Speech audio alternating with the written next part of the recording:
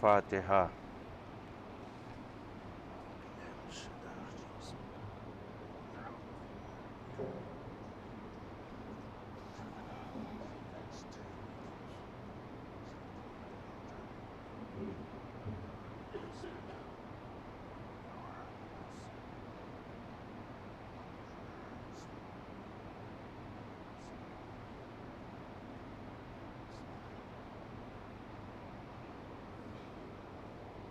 اعوذ باللہ من الشیطان الرجیم، بسم اللہ الرحمن الرحیم، الحمد للہ رب العالمین، والصلاة والسلام علی اشرف الانبیاء والمرسلین، وخاتم النبیین مولانا مقتدانا وہادینا وسیدنا ابی القاسم محمد۔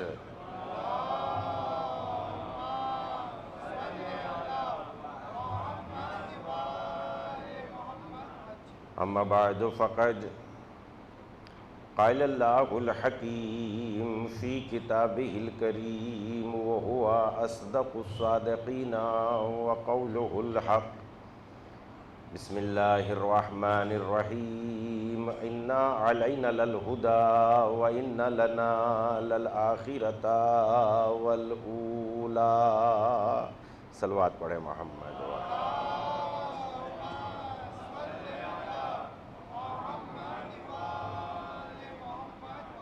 شب شہادت حضرت سید الساجدین امام زین العابدین علیہ الصلاۃ والسلام ہے۔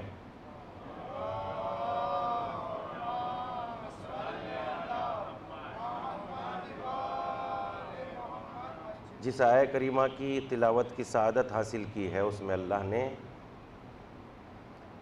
ارشاد فرمایا ہے اِنَّ عَلَيْنَا لَلْهُدَى وَإِنَّ لَنَا لَلْآخِرَةَ وَالْأُولَى۔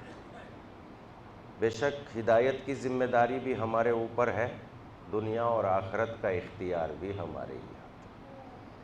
اللہ نے انسان کی ہدایت کے لیے سلسلہ ہدایت کو وہاں سے شروع کیا کہ جہاں ابھی عالم انسانیت میں پوچھنے والے موجود نہیں تھے، مگر بہرحال بتانے والے کو آدم کی صورت میں اللہ نے پوچھنے والوں سے پہلے خلق کیا، تاکہ کسی کو یہ کہنے کا موقع نہ مل جائے کہ کوئی بتانے والا نہ تھا، ہم تو پوچھنے کے لیے تیار تھے مگر کوئی ہمیں بتانے والا موجود نہیں تھا۔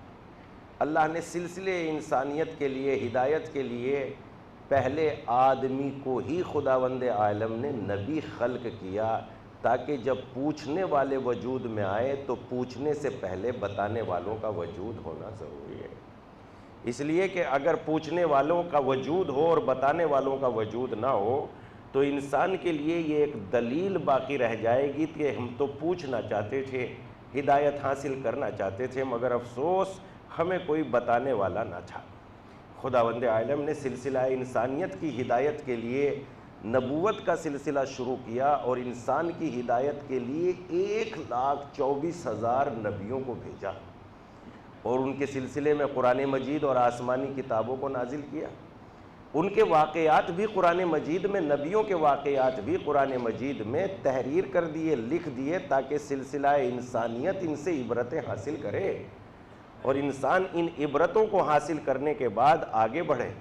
اور انہی سلسلوں کے تذکرے کرنے کو خداوند عالم نے عبادت بھی بنا دیا۔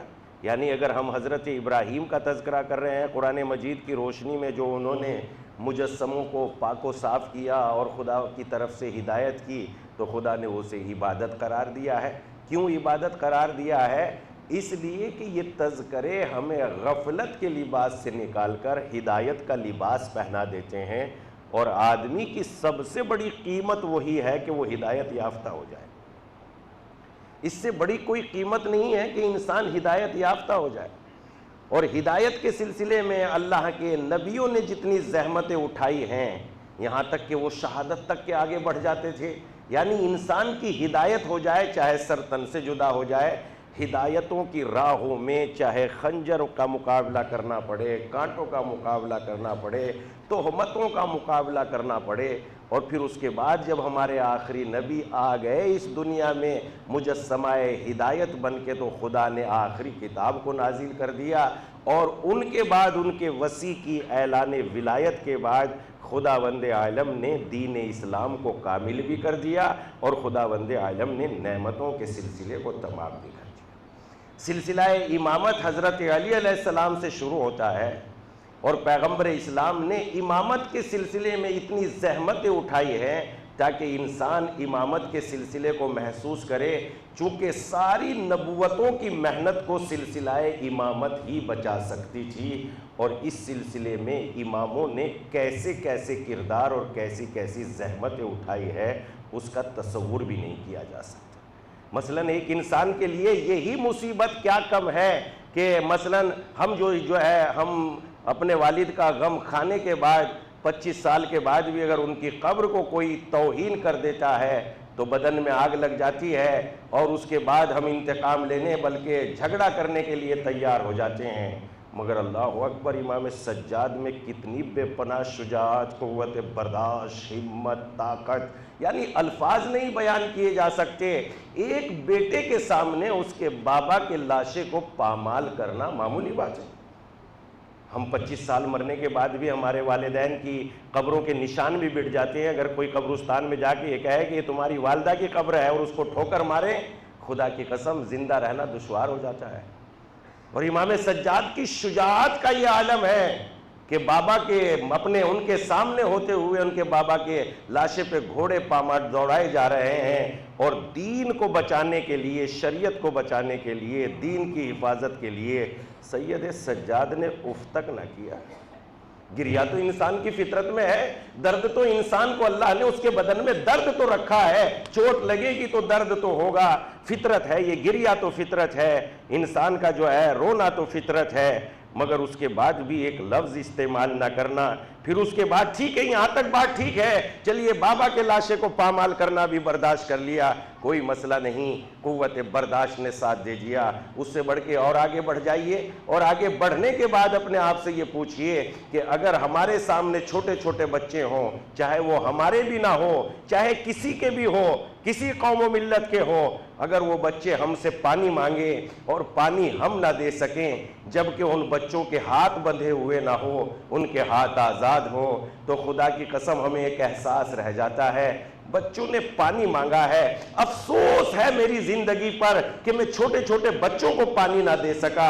اور اس سے آگے امام سجاد کے سلسلے میں بڑھ جائیے کہ ان کے چھوٹے چھوٹے بچے جن کے ہاتھ بھی بندھے ہوئے ہیں، ہاتھوں میں ہتھکڑیاں بھی ہے، اور اس کے بعد سید سجاد سے پانی مانگ رہے ہیں، مگر سید سجاد کی قوت شجاعت و برداشت کا عالم یہ ہے کہ اس کے بعد بھی امام سجاد آگے بڑھ جاتے ہیں، دین کے لیے برداشت کر لیتے ہیں۔ ذرا غور کریں کہ دین کتنا قیمتی ہے، جس پر امام سجاد نے اتنا صبر کیا ہے کہ الفاظ صبر سے متعلق جواب دے جاتے ہیں۔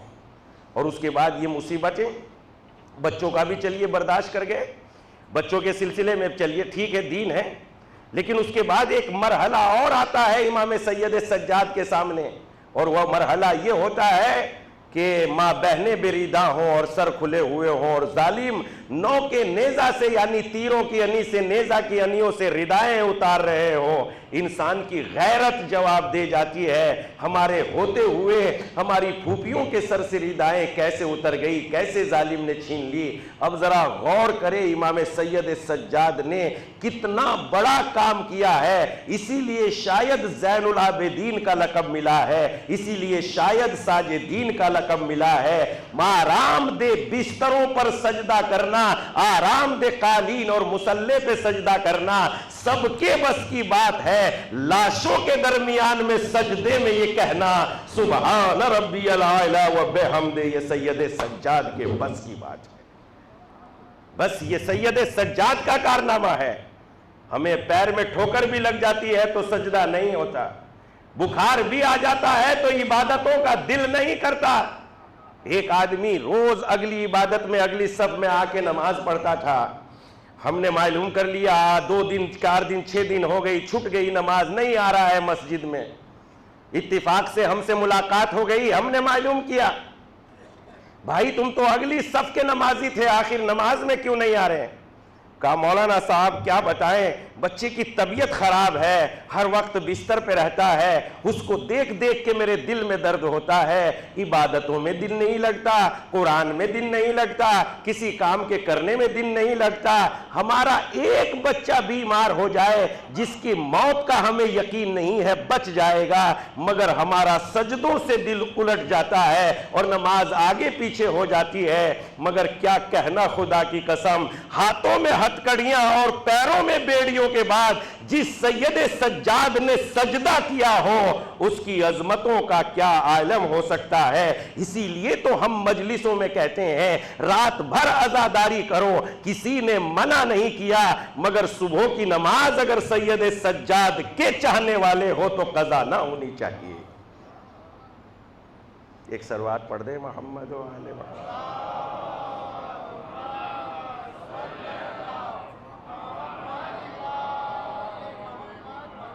ہم یہ اہمیت اس لیے آپ کی خدمت میں پیش کر رہے ہیں، اس لیے آپ کی خدمت میں یہ اہمیت پیش کر رہے ہیں تاکہ پتہ لگے کہ ہمارے اسلام میں، ہمارے مذہب میں سجدے کی اہمیت کیا ہے، سجدے کی عزت کیا ہے۔ مالک کی بارگاہ میں ایک عالم دین اس بات کو اس طریقے سے کہتے ہیں کہ جب ہم سجدہ کرتے ہیں ہمارے سجدوں سے اس کی عظمتوں کا اندازہ نہیں ہوگا، اس لیے کہ بخار چڑھ جائے تو سجدے میں خلل پڑ جائے، اگر چوٹ لگ جائے تو سجدے میں خلل پڑ جائے، ماں بیمار ہو جائے تو سجدے میں خلل پڑ جائے، بیٹا بیمار ہو جائے تو سجدے میں خلل پڑ جائے، رات کو تھوڑا زیادہ جاگ جائے تو سجدے میں خلل پڑ جائے، لیکن اس سجدے کا کیا کہنا؟ ایک طرف خیمے میں آگ لگی ہوئی ہے، دوسری طرف لاشوں پہ گھوڑوں کو پامال کیا جا رہا ہے، تیسری طرف بچے ڈر کے بھاگ رہے ہیں، اور اس تپتی ریت پہ سید سجاد کا سجدہ کرنا اور یہ کہنا سجدے میں سبحان ربی الاعلی و بحمدہ۔ اب ان کے سجدوں سے پتہ چلتا ہے جب بندہ اتنا عظیم ہو سکتا ہے تو اس بندے کا خدا کتنا بزرگ ہوگا، کتنا اعلیٰ ہوگا، ان کے سجدوں سے پتہ چلتا ہے، تاکہ ہمیں اندازہ ہو کہ ہمارے سجدوں کی اہمیت کیا ہے، ہماری نماز میں، ہمارے یہاں نماز کی عظمت کیا ہے۔ ہم اس مذہب کے ماننے والے ہیں جنہوں نے برستے ہوئے تیروں میں مصلی بچھایا ہے۔ ساری تاریخیں اٹھا کے دیکھ لیجئے، خدا کی قسم آپ کو کوئی رہبر ایسا نہیں ملے گا کہ جس کے اوپر نماز میں تیر برسائے جا رہے ہو اور وہ سجدے میں سر رکھ کے کہے سبحان ربی الاعلی و بحمدہ۔ یہ نماز کی اہمیت ہے، یہ سجد الساجدین ہے، یہ زین العابدین ہے، یہ زین العابدین اس اعتبار سے ہم ان کے اخلاق سے، ان کے کردار سے کہ ہمیں خدا تک یہ کیسے لے جا رہے ہیں اس پہ غور کریں۔ مجلسوں کے پڑھنے کا، مجلسوں کے سننے کا بڑا ثواب ہے، کوئی منع نہیں کر سکتا، کوئی انکار نہیں کر سکتا۔ جیسے مسجد مجلس سے پڑھنے کا ثواب ہے، جیسے مجلس سے سننے کا ثواب ہے، خدا کی قسم اگر یہ مسجد مجلس سے کردار میں آ جائیں تو پھر ترقی اور کامیابیوں کے جو دو بالا انبار لگ جائیں گے اس کا انکار نہیں کیا جا سکتا۔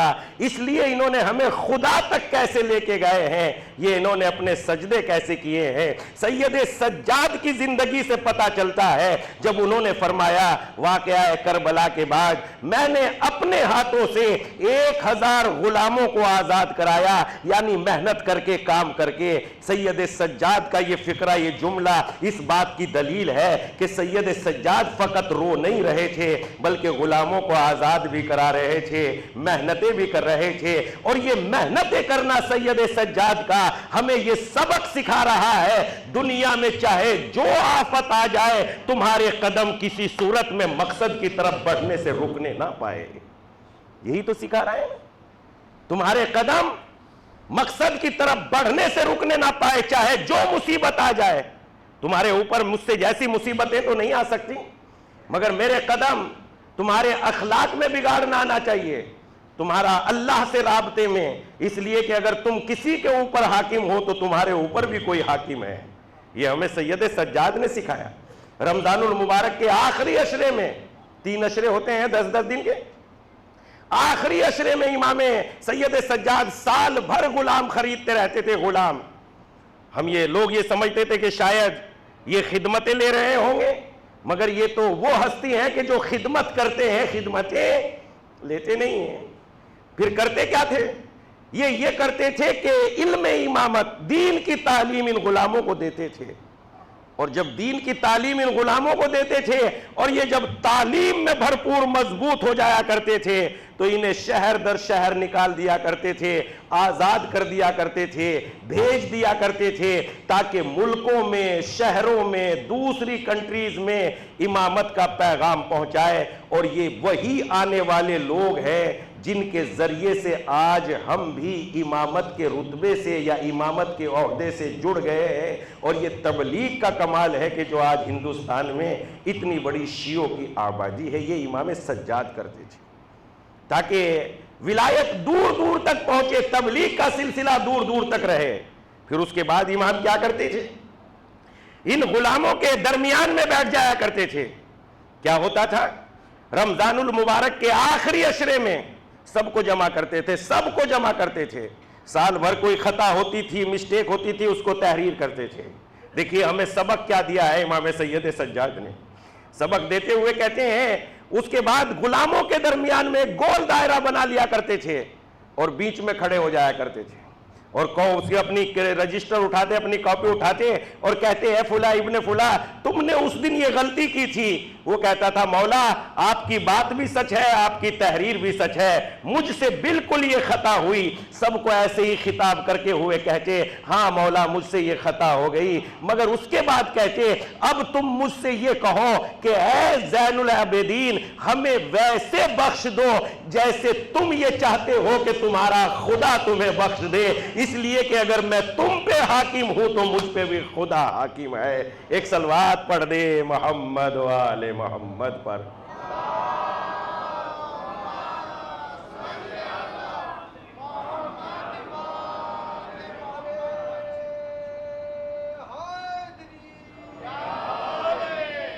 تو اس اعتبار سے ہمیں اپنی زندگی میں ان چیزوں کو بہت زیادہ توجہ دینی چاہیے کہ امام نے اپنی زندگی میں ہمیں کر کے کیا دکھایا ہے، اور امام نے ہم سے کیا مطالبہ کیا ہے، کیا چاہتے ہیں ہمارے امام۔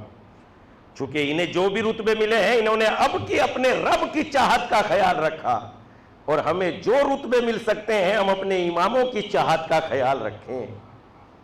اس اعتبار سے ضروری ہے کہ ہم ان کی زندگی، ان کے حالات، ان کے واقعات، انہوں نے دوسروں کی خدمت کیسے کی ہے، انہوں نے دوسروں کے سلسلے میں کیا اقدام کیے ہیں، ان کے ساتھ جنہوں نے خطائیں کی ہیں، یہ جب دوسرے ان کے ساتھ خطا کر دیا کرتے تھے تو یہ کیسے ہو جایا کرتے تھے۔ ایک ذرا سی ناخن کے برابر مثلا مجھے اللہ نے بڑے رتبے دیے ہیں، عزتیں دی ہے، کسی بیچارے نے، غریب آدمی نے، چھوٹے آدمی نے تھوڑی سی بد اخلاقی میرے ساتھ کر دی، میں تو آپے سے باہر نکل جاتا ہوں، بے پناہ جو ہے جو لفظ میری زبان پہ آتا ہے میں اپنے آپ کو اس کو بول دیتا ہوں۔ امام نے فرمایا بلند ترین فضیلت یہ ہے کہ جب تمہیں غصہ آئے تو اپنی زبان پر قابو پا جاؤ، اس سے بہترین کوئی فضیلت، بہترین فضیلت یہ ہے۔ لیکن ہم لوگوں میں میرے مزاج کی بات کر رہا، میں اپنے مزاج کے اعتبار سے بھول جاتا ہوں کہ مجھے بھی خداوند عالم کو جواب دینا ہے۔ ذرا سی کسی نے بد اخلاقی کر دی، میں تو جواب دینے کے لیے آپے سے باہر ہو جاتا ہوں، جو نہیں کہنا چاہیے وہ کہہ دیتا ہوں۔ کیا امام بھی ایسا ہی کرتے تھے؟ جبکہ ان کے رتبوں کی فضیلتوں کے لیے یہ موجود ہے۔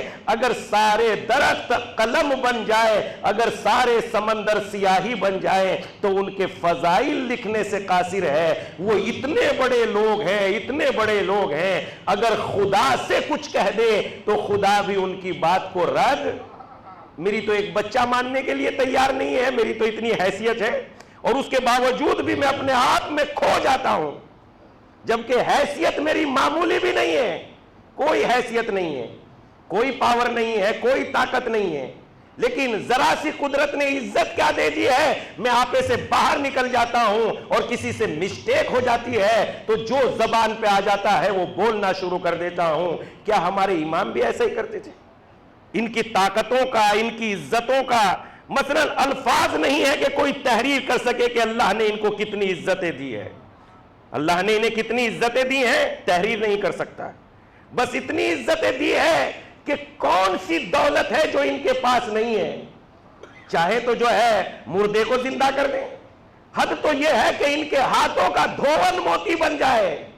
انہی کے سلسلے میں روایت ہے، کوئی شخص امام کی خدمت میں آیا کرتا تھا اور ہمیشہ تحفہ لے کے آتا تھا۔ ایک مرتبہ اس کی زوجہ نے کہہ دیا، آپ تحفہ لے کے جاتے ہو، کبھی ادھر سے بھی ملتے ہیں۔ کھانا کھا کے فارغ ہوئے، اور جب فارغ ہوئے تو ہاتھ دھل رہے تھے، اور جب ہاتھ دھل رہے تھے اس کا نام لے کے پکارا، ذرا دیکھیو تو تشت میں کیا ہے۔ اب جو غور کر کے دیکھا، وہ پانی کے قطرے نہیں تھے، وہ تو موتی بن گئے تھے۔ اور جب وہ موتی بن گئے تو ایک مرتبہ کہا، ان کو اٹھا لو اور ہماری طرف سے اپنی اہلیہ کی خدمت میں پیش کر دینا۔ ذرا غور تو کرو کہ مالک نے انہیں رتبے کیا دیے، رتبوں کو پہچانو، ان کی عزتوں کو پہچانو۔ مردوں کو زندہ کرنے کی طاقت ان کے پاس ہے، پانی کو اگر اشارہ کر دے تو موتی بننے کی طاقت ان کے پاس ہے۔ ارے یہ تو ادنا سا معجزہ جناب موسیٰ کے پاس ہے، یہ تو فخر موسیٰ ہے۔ موسیٰ کے عصے میں اتنی برکت ہے، اگر پانی پہ مار دے تو 2 ٹکڑے ہو جائے، یہ تو موسیٰ سے بھی بالا تر ہے۔ تو اللہ نے انہیں کتنی عزت دی۔ پہلے ان کی عزتوں کا پتہ لگاؤ کہ ان کی عزتیں کتنی ہیں، نہیں لگا سکتے۔ موت پہ ان کو اختیار ہے، زندگی کو ان پہ اختیار ہے، کائنات پہ ان کو اختیار ہے، اور سارا اختیار ہونے کے باوجود بھی اب ان کے بارے میں سوچو کہ جو ان کی توہین کرتے ہیں ان کا سلوک اس کے ساتھ کیسا ہے، اور ہمارا سلوک ہمارے گھر میں کیسا ہے۔ یہ ہمیں تھوڑا سا سوچنا ہے۔ جب تک سوچیں گے نہیں بات بنے گی نہیں، جب تک ان باتوں کو کردار میں نہیں لائیں گے تو لطف آئے گا نہیں۔ تو اس اعتبار سے جو ان کے ساتھ برا سلوک کر دے، کہتے ہیں کہ ایک آدمی آیا، آنے کے بعد اصحاب بیٹھے ہوئے تھے، اور بیٹھنے کے بعد امام ان کے درمیان میں موجود تھے۔ جو کہہ سکتا تھا اس آدمی نے کہا، اور امام خاموش رہے، کوئی جواب نہیں دیا۔ اس کے بعد جب وہ چلا گیا، انہوں نے اپنے اصحاب سے کہا، تم نے دیکھا کہ اس آدمی نے میری توہین کی، اب اٹھو میں اس کا جواب دینا چاہتا ہوں۔ اور اصحاب کو لے کے اس کے دروازے پہ گئے، دق الباب کیا، اس نے آواز دی، کون؟ امام نے کہا علی ابن الحسین۔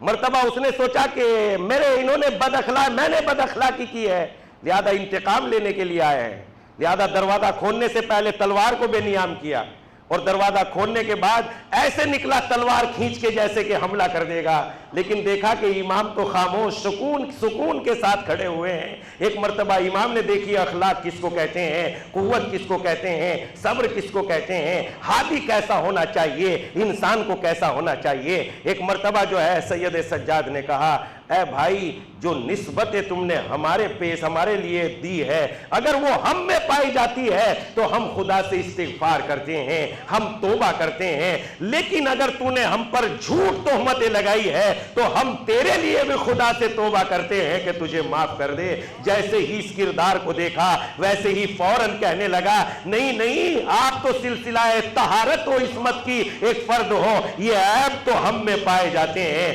انسان ہدایت اسی کو تو کہتے ہیں کہ انسان اپنے عیبوں کی طرف، ہادی انسان کو اپنے عیبوں کی طرف متوجہ کر دے، اسی کو تو ہدایت کہتے ہیں۔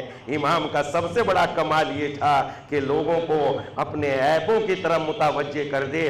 شیشہ اسی لیے تو بہترین چیز ہے، اس لیے کہ وہ مجھے میرے عیب دکھاتا ہے۔ کالا ہو رہا ہے تو دھل لیتا ہوں، بال بڑھ رہے ہیں تو کاٹ لیتا ہوں، ٹوپی نکل رہا ہے آگے ہے تو اس کو صحیح کر لیتا ہوں، بٹن کھلے ہوئے تو سیٹ کر لیتا ہوں۔ کیوں؟ اس لیے کہ شیشے نے میری کمی مجھے دکھا دی، اور جب میری کمی مجھے شیشے نے دکھائی تو میں اسے درست کر لیتا ہوں۔ اسی لیے جو ہے آئمہ بھی انسان کو اس کی کمی دکھاتے ہیں تاکہ کمی کر لے، کمی کو پورا کر لے، اور جو کمی کو پورا کر لیتے ہیں وہ صحت مند کہلاتے ہیں، جو کمی پہ باقی رہ جاتے ہیں وہ مریض کہلاتے ہیں، اور جو مریض اپنا علاج نہیں کرتا وہ مر جاتا ہے، جو علاج کرتا ہے حیات پا جاتا ہے۔ یہ سید سجاد کا کمال ہے۔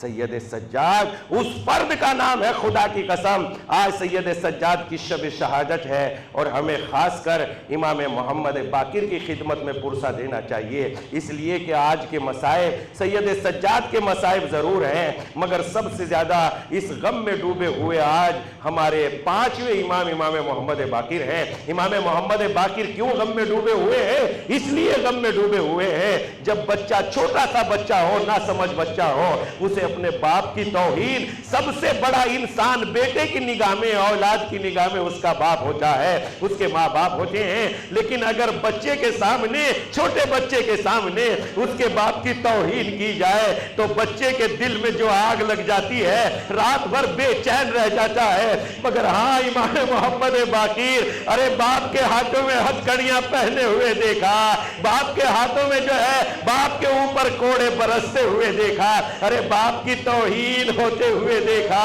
سید سجاد کے اوپر جو ظلم ہوئے ہیں۔ مگر سید سجاد کربلا کے بعد کتنا روتے تھے، تاریخ نہیں بیان کر سکتی ان کے اشک کیا ہے۔ خدا کی قسم میں یہ بیان کر سکتا ہوں کہ شہادت امام حسین کے بعد جناب سکینہ کے رخساروں پر تماچے لگے، مگر یہ بیان نہیں کر سکتا جب تماچے لگے تو سید سجاد پہ کیا بیت گئی، میں نہیں بتا سکتا، اس لیے کہ ایک مصیبت تو وہ ہے جو تحریر کر دی گئی ہے، اور ایک وہ مصیبت ہے جسے احساس سمجھ سکتا ہے، جو محسوس ہو سکتی ہے۔ اس کے بعد سید سجاد میدان کربلا کے بعد قید خانے کا زمانہ کاٹنے کے بعد مدینے میں رہتے ہیں، مگر جب مدینے میں رہتے ہیں آج وہ دن آ گیا ہے کہ ہم سید سجاد کی شہادت کا غم مصائب پڑھ رہے ہیں، لیکن کیا کہنا اس سید سجاد کا۔ مرتبہ جو ہے ایک جگہ سے گزر رہے تھے اور گزرتے گزرتے دیکھا ایک انسان ہے جو مدینے کے نزدیک مر رہا ہے، یعنی حالت احتضار میں ہے، اس کی طبیعت بہت خراب ہو رہی ہے، امام کو وہ نہیں پہچانتا تھا۔ امام اس کے نزدیک گئے، او بھائی، اے بھائی تو یہاں مدینے کے نزدیک مر رہے ہو؟ ہاں ہاں ہاں، میرا انتقال مدینے کے نزدیک ہو رہا ہے۔ مرتبہ امام پوچھتے ہیں مجھے یہ بتاؤ اگر تم اس مدینے کے نزدیک مر گئے تو کیا یقین ہے مسلمان تمہیں کفن دے دیں گے؟ کہاں یقین ہے مسلمان مجھے کفن دیں گے۔ مرتبہ پوچھتے ہیں یہ بتاؤ کہ اگر مر گئے تو کیا یقین ہے مسلمان تمہیں غسل دیں گے؟ ہاں ہاں مجھے یقین ہے مسلمان مجھے غسل بھی دیں گے، مسلمان مجھے کفن بھی پہنائیں گے، مسلمان میری میت پہ جنازہ بھی پڑھیں گے اور مسلمان مجھے دفن بھی کر دیں گے۔ بس ایک مرتبہ کربلا کی طرف رخ کرتے ہیں، اے بابا، ارے مسلمان کو یہ اعتبار ہے کہ اسے کفن ملے گا، مگر میرا بابا بے کفن رہ گیا، میرا بابا بے گور و کفن رہ گیا۔ ہاں سید سجاد اپنے بابا کو یاد کرتے تھے، جتنے دنوں کی زندگی 37 35 40 سال، اس کے بعد سید سجاد گریا کرتے تھے۔ آپ کی کنیز کہتی ہے ارے دنوں میں روزہ رکھتے تھے اور رات میں جب افطار کا ٹائم آتا تھا اور ہم پانی لا کے سامنے رکھتے تھے، ہم غذا لا کے سامنے رکھتے تھے، بس پانی دیکھ کے کہتے تھے ہاں میرا بابا پیاسا مارا گیا، ہاں میرا بابا بھوکا قتل کر دیا گیا۔ آج وہی سید سجاد ہے، ارے زہر دغا دے دیا گیا اور زہر دغا کے ساتھ مولا کی حالت غیر ہو جاتی ہے کئی دن کی بیماری کے بعد۔ لیکن ایک مرتبہ امام محمد باقر آگے بڑھتے ہیں، شاید کہ باقر کہہ رہے ہو بابا جب میں آپ کا لاشا دفنا رہا ہوں تو میرے ہاتھوں میں ہتھکڑیاں نہیں ہے، میرے پیروں میں بیڑیاں نہیں ہے، مگر جب آپ اپنے بابا کے لاشے سے گزر رہے تھے ارے ہاتھوں میں ہتھکڑیاں تھی، پیروں میں بیڑیاں تھی۔ الا لعنت اللہ علی قوم الظالمین وسيعلم الذين ظلموا أي منقلب ينقلبون۔ پروردگارہ تجھے واسطہ محمد و آل محمد کا ہماری مختصر سی عبادت کو قبول فرما۔ پروردگارہ یہ عظیم ہادی ہمارے ائمہ خدا ہمیں ان کی باتوں پر عمل کرنے کی توفیق عنایت فرما۔ پروردگارہ ہماری زندگی کو باطنی زندگی سے نکال کر عملی زندگی میں ہمیں داخل فرما۔ پروردگارہ ہم سب بلکہ جہاں بھی مومن مومنات رہتے ہیں ان سب کی عاقبت بخیر فرما۔ پروردگارہ ہم سب کے گناہوں کو معاف فرما، مرنے سے پہلے ہمیں توبہ کرنے کی توفیق عنایت فرما، ہمارے مولا کے ظہور میں جلدی فرما، ہمیں ان کے اعوان و انصار میں شمار فرما۔ ربنا تقبل منا انک انت السمیع العلیم۔